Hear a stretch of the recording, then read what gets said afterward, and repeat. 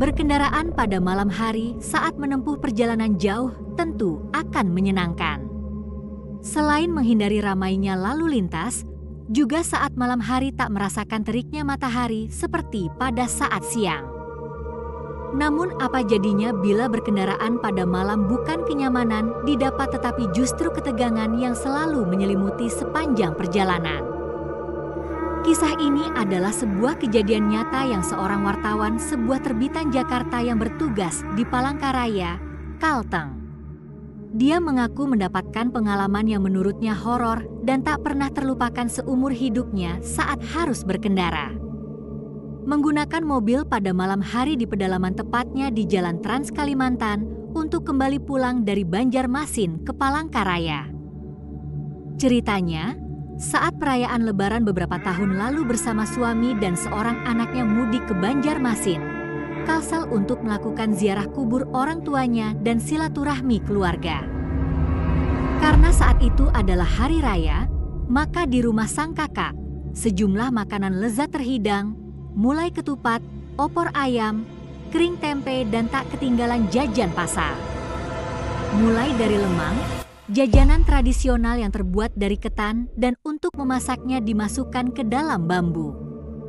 Tak ketinggalan kue lupis, kue khas yang terbuat dari ketan rasanya manis dan berwarna hijau karena dicampur dengan hijau pandan sehingga baunya harum. Untuk menikmati lupis cukup ditaburi kelapa parut dan dibaluri dengan cairan kental gula merah. Karena rasanya yang lezat itulah suami saya ingin membawa pulang ke kue Palangkaraya. Ujarnya. Namun ia mengaku menolak untuk membawa kue lupis itu mengingat perjalanan pulang ke Palangkaraya akan ditempuh pada malam hari mengingat padatnya acara saat itu. Sebab menurut dia, berdasarkan cerita dari mulut ke mulut, bila melakukan perjalanan di pedalaman Kalimantan pada malam hari, jangan pernah membawa jajan pasar seperti lemang, lupis, apem hingga telur dan sejenisnya. Makanan jenis ini menurut kisah adalah merupakan makanan sesaji dan juga makan yang sangat digemari oleh para makhluk halus yang menghuni alam lain. Saya ingat almarhumah ibu pernah bilang jangan pernah bawa jajanan itu kalau berkendaraan di pedalaman Jalan Kalimantan, ujarnya. Selain sang ibu, adik sepupunya juga sudah mengingatkan agar tak usah bawa kue lupis karena pulangnya malam hari. Kalaupun mau dibawa agar dilemparkan sedikit ke jalanan sambil mengucapkan, "Datu kami berbagi wadai. Kue, kami jangan diganggu ya," ujarnya menirukan. Tapi suami saya tetap ngotot untuk membawanya dengan alasan tahayul dan belum ada buktinya. Walaupun sedikit jengkel kue lupis itu akhirnya kita bawa juga, katanya. Nah disinilah kisah horor itu dimulai.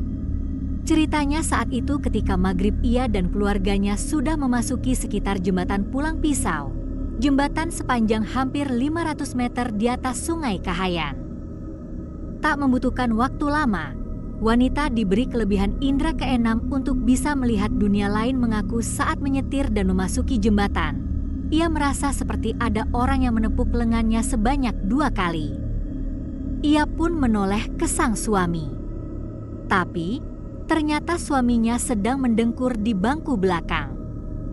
Saya pun berhenti dan memutuskan untuk membagi kue dan bergantian menyopir dengan suaminya. Namun justru saat tak menyopir inilah semakin banyak penduduk alam lain yang datang menyapa dan seolah-olah ingin meminta jatah kue itu. Tak henti-hentinya saya berdoa dalam hati kepada Tuhan agar perjalanan kami dilancarkan, ungkapnya. Kejadian ini terus-menerus hingga memasuki jalan layang di Desa Tumbang Nusa, Kabupaten Pulang Pisau.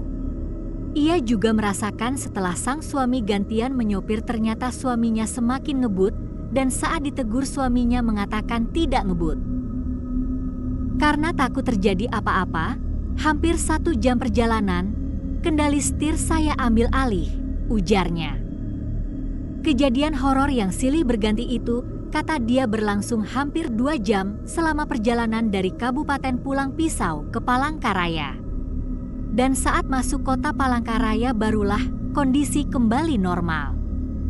Dengan kejadian ini saya kapok dan tak mau lagi membawa jajanan seperti itu saat berkendara pada malam hari di Jalan Trans Kalimantan, pungkasnya. Itulah dia sedikit cerita kejadian nyata yang dialami keluarga ini saat berkendara malam hari di Jalan Trans Kalimantan. Tetap terus berlangganan channel kami agar tidak tertinggal cerita menarik lainnya dari kami.